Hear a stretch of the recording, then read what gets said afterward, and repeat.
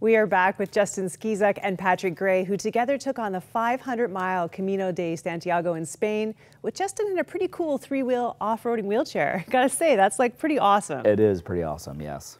So now tell me about the beginning of this journey, because it's one thing to think about what it's going to be, it's another thing to experience it. So those first few days, what was it like? Well, I'll take this one. It was incredibly difficult. We had to climb the Pyrenees mountain range in one day. So it was a 17-mile day right out of the gates. Oh, and wow. It was incredibly difficult. It was just uphill climbing all day. There were some sections that were steep as 30% grade. We hit sections of mud that were as deep as a foot deep.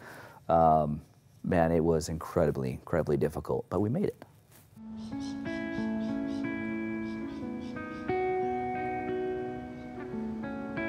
Hola, ¿vais haciendo el camino? Sí, sí. ¿Vas a tener bastante difícil? Sí, muy difícil. Lo sabéis. Sí. Turn your tired eyes toward the land of pride. That's been something that's so rare. I haven't seen a friendship like that before. I don't know how much time he has. Patrick, what was that like for you? Because you're the one that had to push him the whole way through this mountain range. Were you thinking, have I taken on more than I can handle? Yes. There's no question that thought crossed my mind. There's nothing that could prepare us for the physical strain of that first day. And we actually had a buddy that came along with us, so we had some help that first day.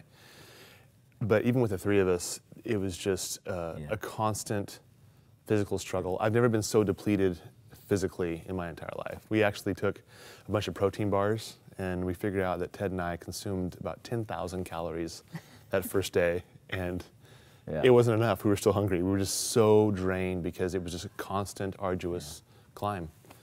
I've never hurt so bad in my life. And Justin, I think about you, the progression of your disease has been about learning to depend on other people in ways that probably our human flesh always hates. But this is a whole other level of depending on people.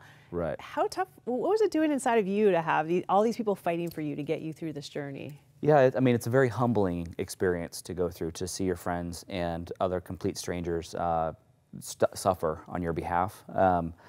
And a lesson that I've learned throughout my disease progression and the life that I live, I am dependent upon people from the moment I get up until the moment I go to bed at night, with help in the bathroom, clothes, feeding, all that type of stuff.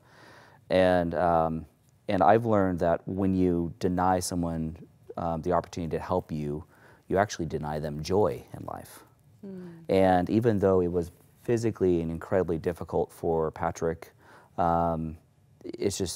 it brought us so much closer together, and we were happy to do it. He was happy to jump in and be, I'm speaking for you, but happy to jump in, and everyone else that kind of came alongside. And truly, it's hard to let people in, but I can tell you, once you do, amazing things can happen. So that's a good lesson. 100. You mentioned those angels along the way who came to help you.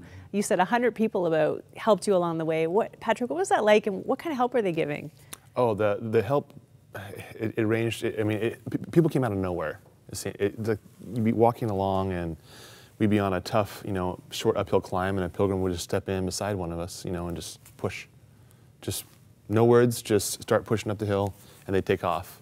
Then you have individuals that would step into our story for a day, and other people that help for a week or two. And each time it was just we always talk about how kind of our faith in humanity was restored from the standpoint of there's so many people that want to love and be loved and just be connected.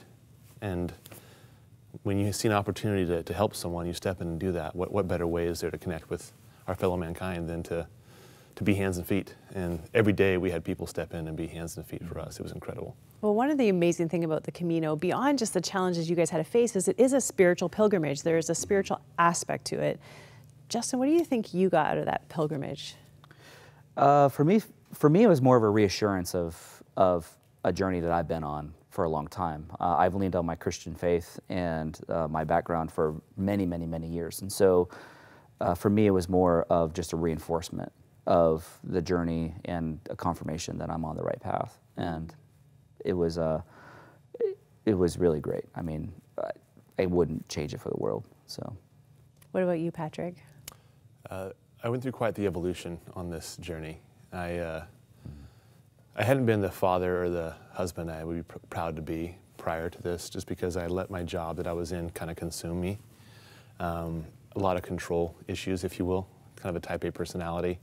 And I never had to really trust God in my career, not one time, which is a problem. And he taught me a lesson that I really needed to kind of let go of my perception of safety, of what I felt was safe, because in my mind, what I can control is safe. And in God's mind, it's like what you trust me to do, that's safe, you know. Let me be your safety. And I had to let that go. And through that journey, there's a lot of healing that I experienced, kind of witnessing Justin,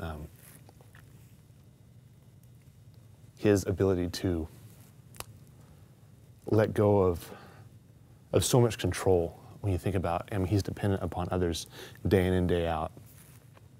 But yeah, there's freedom in that.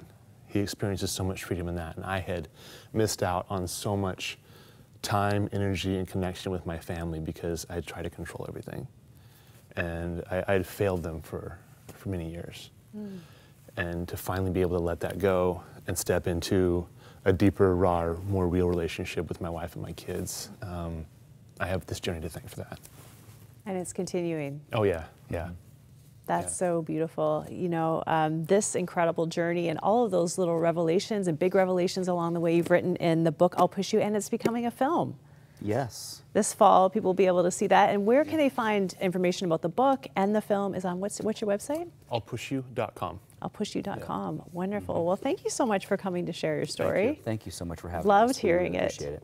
Yeah, I hope you guys keep having adventures together. Come back. Yeah, we'd love to. Yeah. Awesome. If you want to get this book, I'll Push You, it is available at our e-store. You can go to their website, I'llpushyou.com.